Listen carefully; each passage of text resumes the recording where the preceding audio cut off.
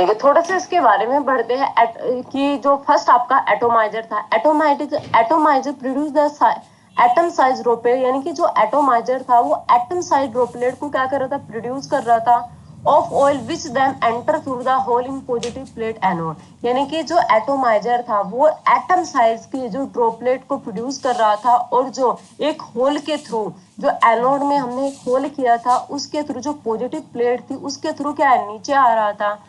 अब नेक्स्ट जो पॉइंट है, rate of flow of droplet due to gravitational force we observe, यानी कि हमने जब ये आपकी मान के चलिए ये आपकी एनोड है और ये आपकी क्या थी, कैथोड थी। जैसे ही ऑयल ड्रॉपलेट यहाँ पे आपके होल के थ्रू आई तो इसका जो रेट है धीरे धीरे धीरे यह नीचे की तरफ बढ़ने लगी, तो उस पर ग्रेविटेशनल फोर्स अप्लाई हो रहा था कि was of the help of telescope from which mass of droplet are calculating, यानी कि जैसे ही एनोड के होल के थ्रू नीचे आई तो यहाँ पे क्या लगी हुई थी, टेलीस्कोप लगी हुई थी, तो हाँ ऑब्जर्व कर रहे थे धीरे धीरे क्या नीचे की तरफ आ रही है। तो यहाँ से जो मिलिकन साइंटिस्ट है उन्होंने इस ऑयल ड्रॉप के मास को क्या कर लिया, क्योंकि इस पे कौन सा फोर्स अप्लाई होता है, ग्रेविटेशनल फोर्स अप्लाई होता है, तो यहाँ से उन्होंने क्या कर लिया, इस ऑयल ड्रॉप के मास को क्या कर लिया, कैलकुलेट कर लिया। अब due to collision of oil drop ejected electron electric charge, यानी कि अब इस ऑयल ड्रॉप पे हमने क्या करी थी, एक्स रे की क्या है बम्बार्टमेंट कराई गई थी और आपको बैटरी करंट भी अप्लाई किया था। तो ये ऑयल ड्रॉप क्या होगी, आयनाइज होगी। इस ऑयल ड्रॉप पे कैसा, यानी कि जब ऑयल ड्रॉप और इलेक्ट्रॉन के बीच कोलिजन हुआ तो आपस में कोलिजन हुआ तो ये ऑयल ड्रॉप क्या होगी, इलेक्ट्रिकल चार्ज होगी।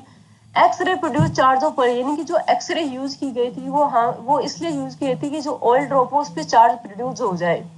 Oil drop can be more stationary depending on voltage apply and charge. अब देखिए इस ऑयल ड्रॉपलेट के ऊपर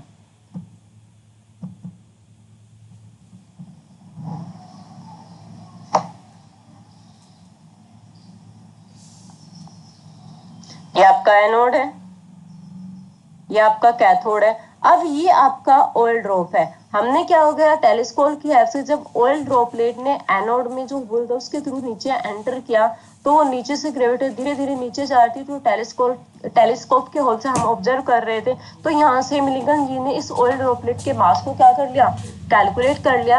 अब हमें बात करनी थी कि हमें चार्ज भी कैलकुलेट करना था, तो इस ऑयल ड्रॉप के ऊपर क्योंकि ये एनोड थी पॉजिटिव चार्ज और ये कैथोड थी आपकी निगेटिव चार्ज, इस एनोड पे ऊपर से एक फोर्स अप्लाई हो रहा है, ऊपर से एक फोर्स अप्लाई हो रहा है, वो आपका कौन सा था, इलेक्ट्रोस्टैटिक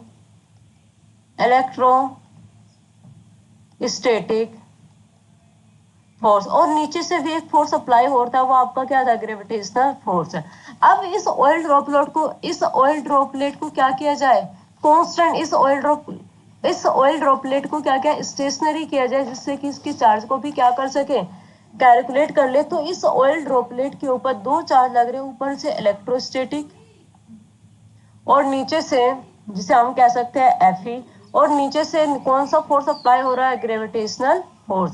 अब हमें इसे स्टेशनरी करना है, स्टेशनरी स्टेट में लेके आना है, तो इलेक्ट्रोस्टैटिक एंड ग्रेविटेशनल फोर्स क्या हो गए, इक्वल हो गए, जिससे स्ट्रेन। अब ग्रेविटेशनल फोर्स क्या होता है, मास इनटू ग्रेविटी, यानी कि जो Fg ग्रेविटेशनल फोर्स और इलेक्ट्रोस्टैटिक फोर्स। अब ग्रेविटेशनल फोर्स क्या होता है, मास इनटू ग्रेविटी, और हम किसके चार्ज को कैलकुलेट करने के, इलेक्ट्रॉन के चार्ज को, तो चार्ज को E और E। तो यहाँ से हम E की वैल्यू इसे इस E लिख सकते हैं, तो यहाँ से हम E की वैल्यू को कैलकुलेट करेंगे तो हमारे पास क्या आ जाएगी, यहाँ से हम, क्योंकि हमें किसके वैल्यू कैलकुलेट, किसका चार्ज कैलकुलेट करना है, इलेक्ट्रॉन के चार्ज को कैलकुलेट करना है। तो यहाँ से मिलिगन जी ने इलेक्ट्रॉन के चार्ज को कैलकुलेट किया और वो चार्ज आपके पास क्या है कि चार्ज ऑफ इलेक्ट्रॉन कितना होता है, -1.6 इंटू 10⁻90 कूलम। और मास ऑफ इलेक्ट्रॉन देखिए हमारे पास जो, तो यहाँ से मिलिकन ने ऑयल ड्रॉप एक्सपेरिमेंट की हेल्प से इलेक्ट्रॉन के चार्ज को क्या कर लिया, डिटरमाइन कर लिया, जो होता है -1.6 इंटू 10⁻90 कूलम।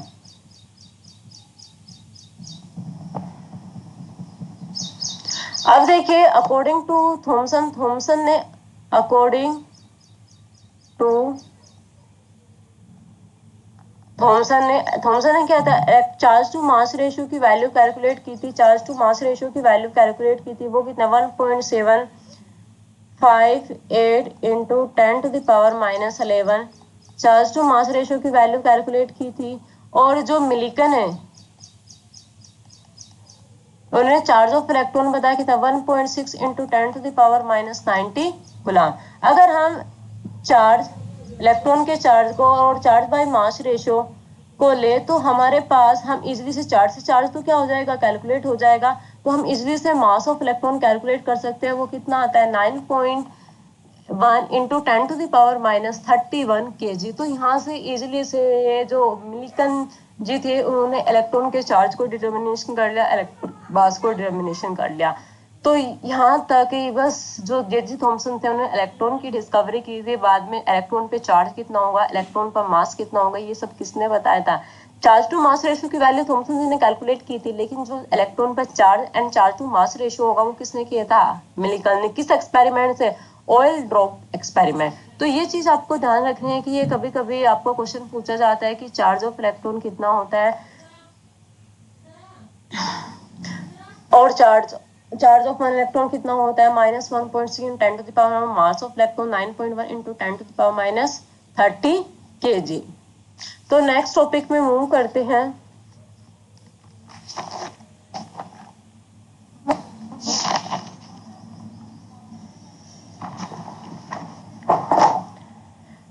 नेक्स्ट टॉपिक पे मूव करते हैं, डिस्कवरी ऑफ प्रोटॉन। लेकिन कभी कभी इसलिए हम यहाँ पे एक चीज और लिखते हैं Q into n e. N क्या है आपके, कोई भी 1 2 3 4, क्योंकि एक इलेक्ट्रॉन का चार्ज हमने कैलकुलेट कर लिया। तो अगर हम कभी हमसे 2 इलेक्ट्रॉन पे कितना चार्ज होगा, 3 इलेक्ट्रॉन पे कितना चार्ज होगा, 4 इलेक्ट्रॉन पे कितना, तो हम आसानी से कैलकुलेट कर सकते हैं। नेक्स्ट टॉपिक पे चलते हैं, डिस्कवरी ऑफ प्रोटॉन, या कह सकते हैं डिस्कवरी ऑफ एनोड रे। डिस्कवरी ऑफ प्रोटॉन, हम जानते हैं कि डिस्कवरी ऑफ प्रोटॉन किसने की थी, रदरफोर्ड ने। डिस्कवरी ऑफ प्रोटॉन किसने की थी, रदरफोर्ड ने की थी। लेकिन इस एक्सपेरिमेंट को थोड़ा सा करते हैं, यहाँ पे एक साइंटिस्ट का नेम और आता है जो आपका है गोल्डस्टीन। अब जैसे ही गोल्डस्टीन ने थॉमसन के एक्सपेरिमेंट को देखा, उनके माइंड में फिर इस एक्सपेरिमेंट के बारे में कुछ हिंट आया। गोल्डस्टीन 1886 में notice A positive charge particle in A cathode ray. अब गोल्डस्टीन ने क्या किया कि जो थॉमसन का एक्सपेरिमेंट था उसी एक्सपेरिमेंट को क्या है दोबारा से रिपीट किया। Particle move in opposite direction of cathode ray. Goldstein used perforated cathode in the discharge tube and repeating Thomson experiment and observed the information of anode. These ray term है positive और canal ray। अब देखिए ये तो थोड़ी थी, ये हुआ क्या है कि गोल्डस्टीन ने 1886 में जो थॉमसन का एक्सपेरिमेंट था उसे दोबारा से रिपीट किया, क्योंकि उन्हें क्या कि अगर एटम के पास एक नेगेटिव चार्ज पार्टिकल भी हो सकता है तो एटम के पास क्या होगा, एक पॉजिटिव चार्ज पार्टिकल भी होगा। तो गोल्डस्टीन ने 1886 में इस एक्सपेरिमेंट को दोबारा से रिपीट किया गया। थॉमसन ने क्या किया था कि उन्होंने एनोड को परफ्यूटेड लिया था, लेकिन गोल्डस्टीन ने क्या अब की बार किसे परफ्यूटेड लिया, कैथोड को परफ्यूटेड। और कैथोड के बिहाइंड में फ्लोरोसेंट स्क्रीन लगाई गई, जिसका फ्लोरोसेंट स्क्रीन लगाई जिसपे कोटिंग किसकी थी, जिंक सल्फाइड की। और यहाँ से चलिए इस थोड़ा सा इस ट्यूब को भी देखते हैं। देखिए Ernest Rutherford discovered new subatomic particle बस नेम हुआ, यानी कि वैसे तो रदरफोर्ड ने प्रोटॉन की डिस्कवरी की थी, लेकिन सबसे पहले जो एक्सपेरिमेंट को रिपीट किया था ये किसने किया था, गोल्डस्टीन ने किया था। गोल्डस्टीन ने क्या किया था, जो थॉमसन का एक्सपेरिमेंट था, थॉमसन के एक्सपेरिमेंट में क्या था, ये आपकी क्या है नेगेटिव इलेक्ट्रॉन होता है जिसका नाम क्या रखा है, कैथोड। ये आपका पॉजिटिव इलेक्ट्रॉन होता है जिसका नाम क्या रखा है, एनोड। अब यहाँ पे एयर ली गई बहुत वेरी लो प्रेशर के साथ। थॉमसन ने क्या था कि अपने एक्सपेरिमेंट में एनोड को परफ्यूटेड लिया था। अब गोल्डस्टीन ने जब एक्सपेरिमेंट किया उसने क्या कैथोड को परफ्यूटेड लिया गया और हाई वोल्टेज अप्लाई की, तो क्या हुआ, एनोड से कुछ अनविजिबल रे प्रोड्यूस हो रही है, जिसके कारण एनोड के कैथोड के बिहाइंड में जो फ्लोरोसेंट स्क्रीन लगाई थी उस पर क्या एक ब्राइट स्पॉट डेवलप हुआ। तो यहाँ से गोल्डस्टीन ने कंक्लूजन निकाला कि पॉजिटिव, यहाँ से कंक्लूजन निकाला कि एनोड से कोई पॉजिटिव चार्ज रे होती है, जिन्होंने इसका नाम क्या दिया, कैनाल ले या एनोड रे। गोल्डस्टीन ने डिस्कवरी की थी कैनाल ले और एनोड की। जिस तरह कैथोड रे की डिस्कवरी हुई थी उसी तरह गोल्डस्टीन ने कहा कि एनोड से कोई रे मूव करती है जो कैथोड की तरफ जाती है, उन रे को इन्होंने नाम दिया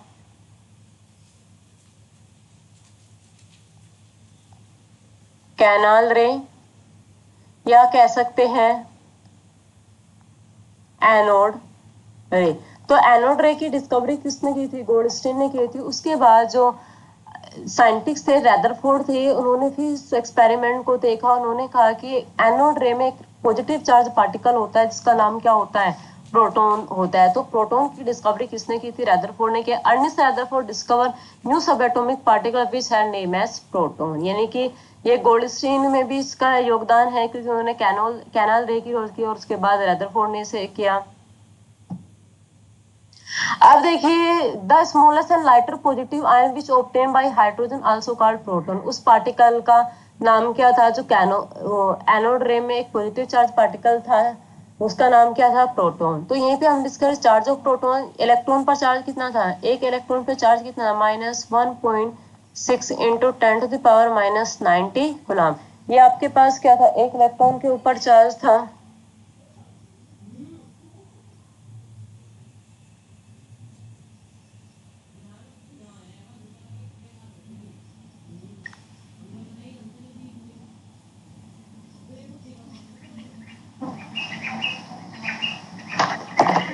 एक इलेक्ट्रॉन के ऊपर से। उसी तरह प्रोटॉन पर चार्ज क्या होता है? +1.6 इंटू 10⁻90 गुलाम। और मास ऑफ प्रोटॉन कितना होता है? 1.67 इंटू 10⁻24 ग्राम। या आप लिख सकते हैं 1.67 इंटू 10⁻27 किलोग्राम। तो आपको ये ध्यान रखना है मास ऑफ इलेक्ट्रॉन कितना होगा, मास ऑफ प्रोटॉन कितना होगा, charge of electron and charge of proton. तो आपको सेकंड सब एटॉमिक पार्टिकल की डिस्कवरी हो चुकी है जिसका नाम क्या है? प्रोटॉन। अब जिस तरह हमने कैथोड रे की प्रॉपर्टी को डिस्कस किया था उसी तरह हम एनोड रे की प्रॉपर्टी को भी डिस्कस करेंगे, क्योंकि एनोड रे स्ट्रेट लाइन में ट्रेवल करती है। उसी तरह कैथोड रे भी स्ट्रेट लाइन में ट्रेवल करती थी, लेकिन presence of electrical magnetic field हो जाए तो दोनों अपने पाथ से क्या हो जाती है? डिफ्लेक्ट हो जाती है। तो फर्स्ट पॉइंट यही है कि एनोड रे travel in straight line. Anode रे क्या करते हैं? स्ट्रेट लाइन में ट्रेवल करते हैं। सेकंड पॉइंट क्या है? एनोड रे deflected by electric and magnetic, यानी कि इलेक्ट्रिक एंड मैग्नेटिक फील्ड की प्रेजेंस में कैथोड रे वो एनोड अपने पास से क्या हो जाती है? डिफ्लेक्ट हो जाती है। एनोड रे कहाँ से स्टार्ट होती है? Anode to cathode. तो एनोड पे कैसा चार्ज होगा? पॉजिटिव। तो एनोड रे पॉजिटिवली चार्ज, एनोड रे क्या होते हैं? Positive charge. और एनोड रे कंसिस्ट है पॉजिटिव चार्ज पार्टिकल जिसका नाम क्या रखा है? प्रोटॉन। एनोड रे depend upon the material of electron and nature gas, यानी कि कैथोड रे डिपेंड नहीं करती थी नेचर ऑफ गैस और मटेरियल ऑफ इलेक्ट्रोड के ऊपर। यहाँ से क्वेश्चन बनता है, नीट में भी ये क्वेश्चन दो से तीन बार रिपीट हुआ है। एनोड रे depend upon the material of electron. Anode रे डिपेंड करेगी मटेरियल ऑफ इलेक्ट्रॉन के ऊपर और नेचर ऑफ गैस के ऊपर, लेकिन कैथोड रे डिपेंड नहीं करेगी। तो ये चीज ध्यान रखनी है। दो सब एटॉमिक पार्टिकल की आपकी डिस्कवरी हो चुकी है, discovery of electron and discovery of proton. अब हम थ्री सब एटॉमिक पार्टिकल की डिस्कवरी ऑफ न्यूट्रॉन की बात करेंगे। मेनली क्या है? न्यूट्रॉन की डिस्कवरी थॉमसन और रदरफोर्ड मॉडल इनके बाद हुई है, लेकिन हमें यहीं पे डिस्कस कर देना है कि डिस्कवरी ऑफ न्यूट्रॉन, लेकिन बाद में जब थॉमसन जी का मॉडल आ गया था, रदरफोर्ड मॉडल आ गया था, उसके बाद न्यूट्रॉन की डिस्कवरी है। लेकिन हम यहीं पे डिस्कस करते हैं कि न्यूट्रॉन जो हमारा थर्ड सब एटॉमिक पार्टिकल है न्यूट्रॉन, उसकी डिस्कवरी क्या है। जिस तरह इलेक्ट्रॉन की डिस्कवरी जे थॉमसन ने की थी, उसी तरह प्रोटॉन की डिस्कवरी आपकी रदरफोर्ड ने की थी। उसी तरह डिस्कवरी ऑफ इलेक्ट्रॉन 1932 में जेम्स चैडविक ने न्यूट्रॉन की डिस्कवरी की थी। अब जेम्स चैडविक ने एक एक्सपेरिमेंट परफॉर्म किया जिसे कहते हैं स्कैटरिंग एक्सपेरिमेंट। अब देखिए इन्होंने ये स्कैटरिंग एक्सपेरिमेंट क्या होता है कि ये आपके पास कोई भी सोर्स है अल्फा पार्टिकल, या आप कह सकते हैं अल्फा पार्टिकल किसे कहते हैं? हीलियम 2+। ये आपका क्या? न्यूक्लियस ऑफ हीलियम, इस तरह भी कह सकते हैं सोर्स ऑफ अल्फा पार्टिकल। ये आपका कोई भी सोर्स ऑफ अल्फा पार्टिकल है। अल्फा पार्टिकल की बम्बार्टमेंट कराई गई बेरिलियम की एक थिन फॉइल के ऊपर। बेरिलियम जो आपका बी होता है उसके ऊपर अल्फा पार्टिकल की बम्बार्टमेंट की गई, और यहाँ से आपके कुछ पार्टिकल इस तरह से रे क्या हुई है? इमिट हुई है। ये आपकी रे क्या हुई है? इमिट हुई है। अब इन रे के यहाँ पे एक पैराफिन वैक्स लगाए गए, जिसमें जो हमारे पार्टिकल थे प्रोटॉन वे नॉक्ड हो गए, और यहाँ से एक 3 सब एटॉमिक पार्टिकल की डिस्कवरी हुई, जिसका नाम क्या रखा गया, न्यूट्रॉन रखा गया। और उस पार्टिकल पे क्योंकि नॉक्ड किया गया, क्योंकि न्यूट्रॉन का मास थोड़ा सा स्लाइटली ज्यादा होता है इन कंपेयर टू प्रोटॉन, इसलिए क्या है, नॉक हुए। अब यहाँ से, और उन पार्टिकल के ऊपर कोई भी चार्ज नहीं होता है, यानी कि वे पार्टिकल क्या होते हैं, न्यूट्रल होते हैं।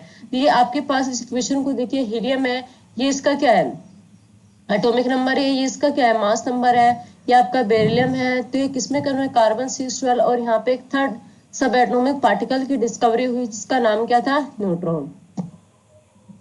तो न्यू पार्टिकल वर इमिटेड विच कैरियड नो चार्ज, यानी कि एक पार्टिकल इमिट हुआ जिसके ऊपर कोई भी चार्ज नहीं था, वो पार्टिकल क्या था, न्यूट्रल था। यानी कि जो न्यूट्रॉन है वो क्या है, एक न्यूट्रल पार्टिकल है, उसके ऊपर कोई भी चार्ज नहीं है, ना पॉजिटिव और नेगेटिव।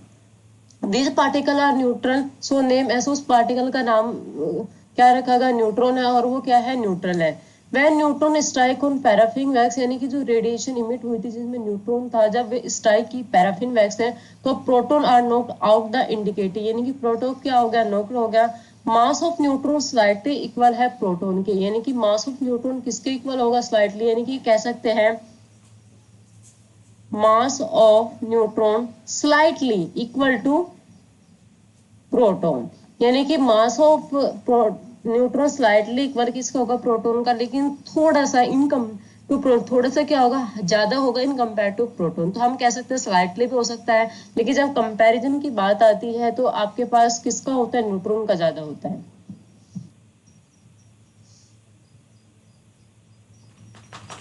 अब तीनों सब एटॉमिक पार्टिकल की डिस्कवरी हो चुकी है। अब थोड़ा सा एटॉमिक मॉडल के ऊपर चलते हैं। हमें एटॉमिक मॉडल की डिस्कवरी करनी है। एटॉमिक मॉडल में जैसे थॉमसन मॉडल, रदरफोर्ड मॉडल, उसके बाद कुछ हमारे इलेक्ट्रोमैग्नेटिक स्पेक्ट्रम क्या होते हैं, रेडिएशन क्या होती है, वेव क्या होते हैं, इन सब की बात करेंगे। और जो सबसे इंपॉर्टेंट मॉडल है हमारा नील्स बोहर एटॉमिक मॉडल। तो सबसे पहले स्टार्ट करते हैं थॉमसन मॉडल ऑफ एटम, क्योंकि सबसे सिंपल जो मॉडल है ये आपका है थॉमसन मॉडल। सबसे सिंपलेस्ट जो मॉडल है वो आपका क्या है, Thomson model of atom. Ernest scientist J Thomson ने 1897 में ये मॉडल क्या कर था, प्रपोज किया था। और इसी मॉडल को क्या कहते हैं, वाटरमेलन मॉडल, यानी कि तरबूज जिसे कहते हैं, वाटरमेलन क्या होता है, तरबूज, उस बेस पे है। या इस मॉडल को कहते हैं प्लम पुडिंग मॉडल। तो चलिए देखते हैं ये मॉडल क्या कहते हैं। अर्नेस्ट साइंटिस्ट जे थॉमसन 1897 में ये मॉडल प्रपोज किया था। Provide the first hint that an atom is made of even similar particle is called plum pudding model, यानी कि फर्स्ट हिंट, सबसे पहले एटम के ऊपर क्या है, डाल्टन एटॉमिक थ्योरी आई थी। उसके बाद जो एटम के ऊपर थोड़ी सी बात की है वो जे थॉमसन ने की है। और इसी मॉडल को क्या कहता है, प्लम पुडिंग मॉडल, या आप कह सकते हैं वाटर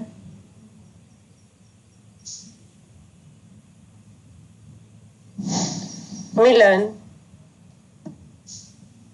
मॉडल।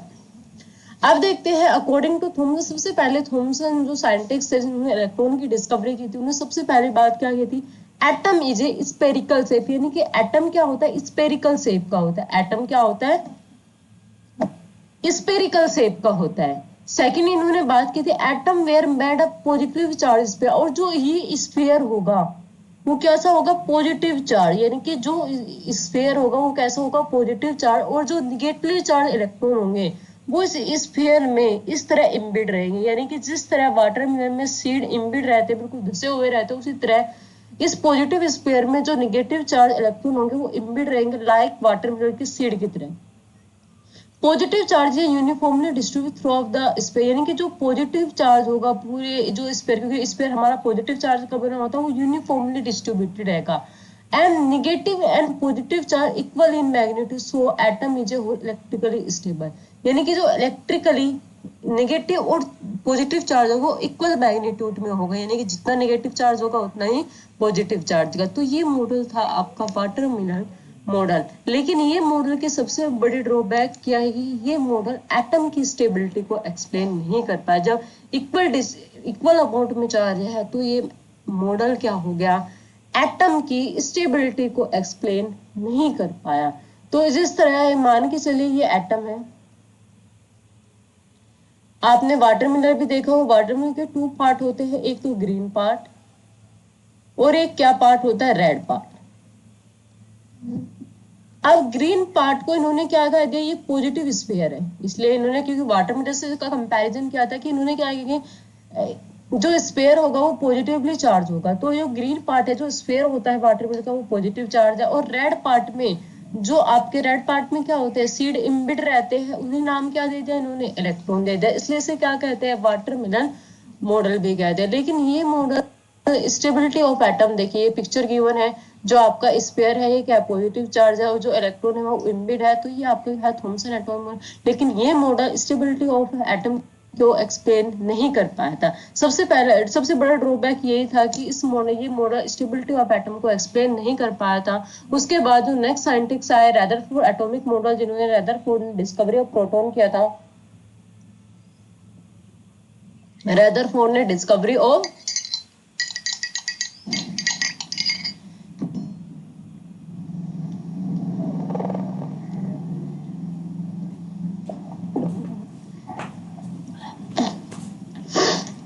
देखिए थॉमसन मॉडल कुछ ज्यादा इंपॉर्टेंट मॉडल नहीं है, बस फिर भी बहुत सारा हिंट, क्योंकि थॉमसन मॉडल की ये जो फर्स्ट स्टेटमेंट था कि एटम इज स्फेरिकल से, इस मॉडल को ना तो रदरफोर्ड जो साइंटिस्ट थे वो रोंग कर पाए, ना जो नील्स बोर का मॉडल, हम सबसे ज्यादा नील्स बोर मॉडल पढ़ते हैं, नो इस स्टेटमेंट को ना भी साइंटिस्ट नकार पाए। तो सबसे बड़ा स्टेटमेंट क्या थी, एटम इज स्फेरिकल था। रदरफोर्ड ने जी भी कहा था कि एटम क्या होता है, स्फेरिकल शेप होता है। नील्स बोर ने भी कहा है कि एटम क्या होता है, स्फेरिकल शेप होता है। तो सेकंड मॉडल को देखते हैं, रदरफोर्ड एटॉमिक मॉडल। अब थॉमसन जी के बाद, क्योंकि बहुत से साइंटिस्ट वर्क में लगे रहते हैं, उसके बाद रदरफोर्ड जी उन्होंने एक एक्सपेरिमेंट किया, जिसे एक्सपेरिमेंट किया, जिसे कहते हैं रदरफोर्ड एक्सपेरिमेंट या रदरफोर्ड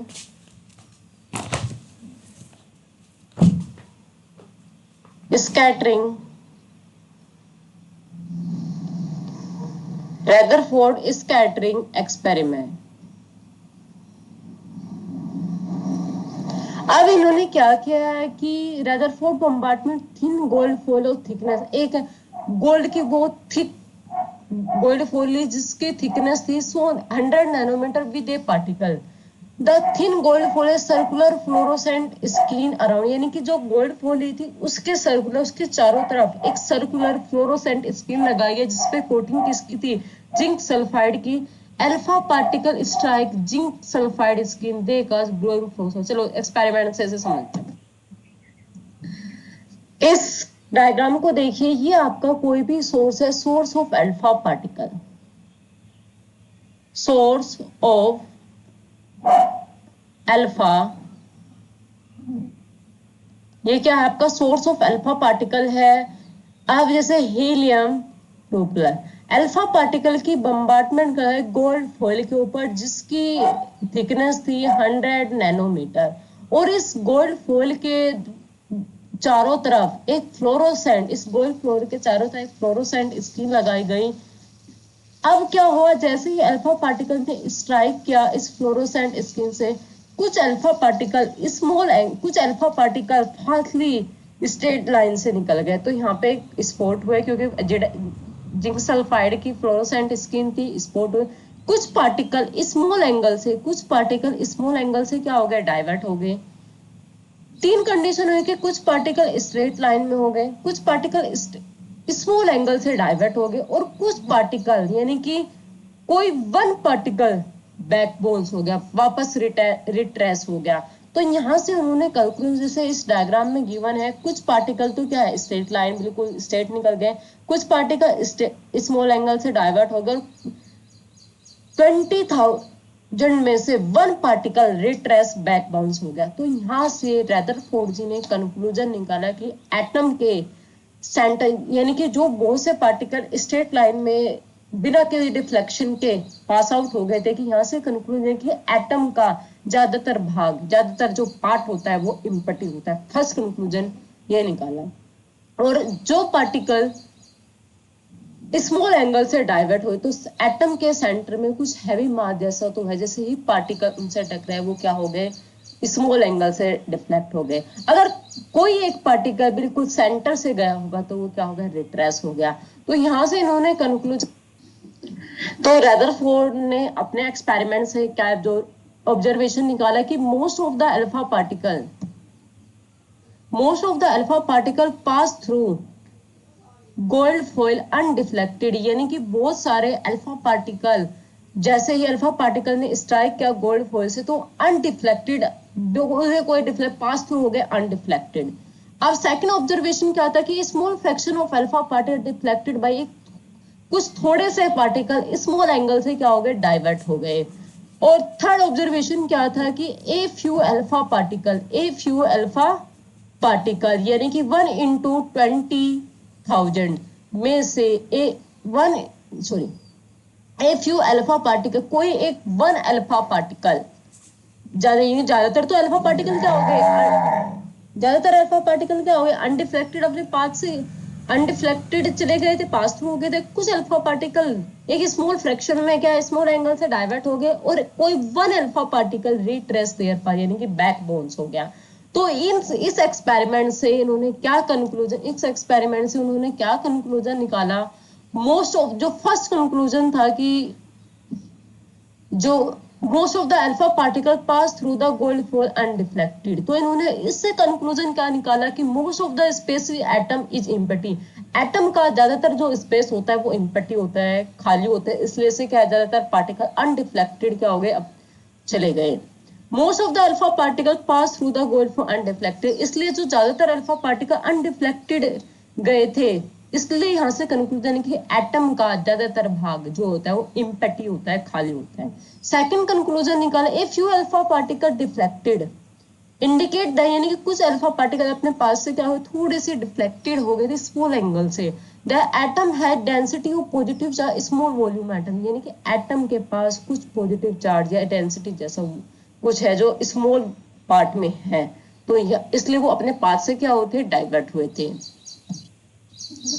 नेक्स्ट कंक्लूजन क्या था कि centre part of atom entire positive, जो सेंटर पार्ट होगा एटम का जिसमें कि एक अल्फा पार्टिकल बैक बाउंस हो, कोई एक अल्फा पार्टिकल, तो centre part of atom in entire positive charge the mass is a concentrated is called, यानी कि उस एटम के सेंटर में जो पॉजिटिव चार्ज वहां पे और जो मास होगा वहां पे कंसर्टेड होगा, उसका नाम इन्होंने यहाँ पे क्या नाम दिया, न्यूक्लियस। तो यहाँ से रदरफोर्ड ने डिस्कवरी की थी, डिस्कवरी ऑफ न्यूक्लियस। सबसे बड़ी चीज यही थी कि यहाँ से एक कि एटम के पास क्या होता है, न्यूक्लियस होता है, यहाँ पे डिस्कवरी ऑफ न्यूक्लियस होती है। अब next, electron revolve around the nuclear very high speed circular path, यानी कि मान के चलिए ये आपका न्यूक्लियस है, एन में से एन नाम दे रहे हो, ये आपका क्या एक्स्ट्रा न्यूक्लियर पार्ट, इस एक्स्ट्रा न्यूक्लियर पार्ट में जो इलेक्ट्रॉन है वो हाई स्पीड से सर्कुलर पाथ में क्या कर रहे हैं, मोशन कर रहे हैं। Electron and nucleus are held together by electrostatic force, यानी कि जो इलेक्ट्रॉन है, इलेक्ट्रॉन नेगेटिव चार्ज होता है, न्यूक्लियस पे क्या होता है, पॉजिटिव चार्ज, तो इनके बीच में एक इलेक्ट्रोस्टैटिक फोर्स, जो इलेक्ट्रॉन और प्रोटॉन एक दूसरे को electron and nucleus are held together by electrostatic, इनके बीच में एक इलेक्ट्रोस्टैटिक फोर्स लग रहा है, इलेक्ट्रोस्टैटिक फोर्स। अब नेक्स्ट चीज इन्होंने बताया, इन्होंने कैलकुलेट किया radius of atom, radius of atom कितनी होती है, 10⁻⁻10 मीटर, 10⁻⁻10 मीटर, और radius of nucleus is about 10⁻⁻15 में, यानी कि एटम की रेडियस 10⁻⁻10 मीटर होती है और न्यूक्लियस की रेडियस कितनी होती है, 10⁻⁻15 मीटर होती है। तो इन्होंने यहाँ पे रेशियो भी निकाल दिया कि ratio radius of atom, radius of nucleus, atom की रेडियस कितनी है 10⁻⁻10 मीटर, न्यूक्लियस की रेडियस की 10⁻⁻15 मीटर, तो हमारे पास कितना आ जाएगा 10⁵ मीटर। ये चीज आपको ध्यान रखनी है। अब देखिए ये आपका न्यूक्लियस है और ये आपका क्या है, एक्स्ट्रा न्यूक्लियर बॉन्ड। तो यहाँ पे आपका क्या इलेक्ट्रॉन रिवॉल्व कर रहे हैं इन सर्कुलर पाथ में, तो इस इलेक्ट्रॉन पर एक बाहर की तरफ फोर्स लग रहा है, जिसे कहते हैं सेंट्रीफ्यूगल फोर्स। सेंट्रीफ्यूगल फोर्स वो होता है mv²/r। और इस इलेक्ट्रॉन पर अंदर की तरफ भी एक फोर्स लग रहा है जिसे कहते हैं जो एक इस इलेक्ट्रॉन और न्यूक्लियस के बीच में एक फोर्स है, इलेक्ट्रोस्टैटिक फोर्स, और उसे ही क्या कहते हैं, सेंट्रीपिटल फोर्स। तो इस इलेक्ट्रॉन पर टू फोर्स वर्क कर रहे हैं, बाहर की तरफ सेंट्रीफ्यूगल फोर्स, अंदर की तरफ सेंट्रीपिटल फोर्स। तो ये था रदरफोर्ड का मॉडल कि उन्होंने न्यूक्लियस की डिस्कवरी की, एटम की रेडियस के बारे में बताया, न्यूक्लियस की रेडियस के बारे में बताया। अब इस मॉडल की सबसे जो लिमिटेशन, ड्रॉबैक क्या कही, सबसे एक ही जो इलेक्ट्रॉन है वो एक इसकी ड्रॉबैक देखते हैं, Rutherford drawback of Rutherford model. सबसे पहले ड्रॉबैक था, it fail to explain stability of atom. ये एटम की स्टेबिलिटी को एक्सप्लेन नहीं कर पाए, क्योंकि इन्होंने कहा था कि न्यूक्लियस है और इस एक्स्ट्रा न्यूक्लियर रीजन में जो इलेक्ट्रॉन है वो रिवॉल्व करते हैं सर्कुलर पार्ट में। तो अकॉर्डिंग टू मैक्सवेल, जो एक साइंटिस्ट थे, नेक्स्ट आपको मैक्सवेल की, an accelerate charge particle emit energy और रेडिएशन, यानी कि जो इलेक्ट्रॉन है ये आपका मोशन कर रहा है, तो जैसे ही ये चार्ज पार्टिकल मोशन कर रहा है, इसकी डायरेक्शन चेंज हो रही है, इसकी वेलोसिटी चेंज हो रही है। तो जब भी कोई charge particle, an accelerate charge particle emit energy, तो वो क्या करते हैं, एनर्जी का इमिट, एनर्जी या रेडिएशन को क्या करते हैं, इमिट करते हैं। और जैसे जैसे ये आपका मूव कर रहा है, एनर्जी को क्या कर रहा है, इमिट कर रहा है, धीरे धीरे क्या हो जाएगा, कोलैप्स कर, अंदर की तरफ क्या हो जाएगा, कोलैप्स हो जाएगा। इसलिए रदरफोर्ड स्टेबिलिटी ऑफ एटम को एक्सप्लेन नहीं कर पाए। नेक्स्ट है, it could not explain electronic structure of position of electron. ना तो इलेक्ट्रॉनिक स्ट्रक्चर को एक्सप्लेन कर पाए, ना पोजीशन ऑफ इलेक्ट्रॉन, इलेक्ट्रॉन की पोजीशन क्या है अराउंड द न्यूक्लियर।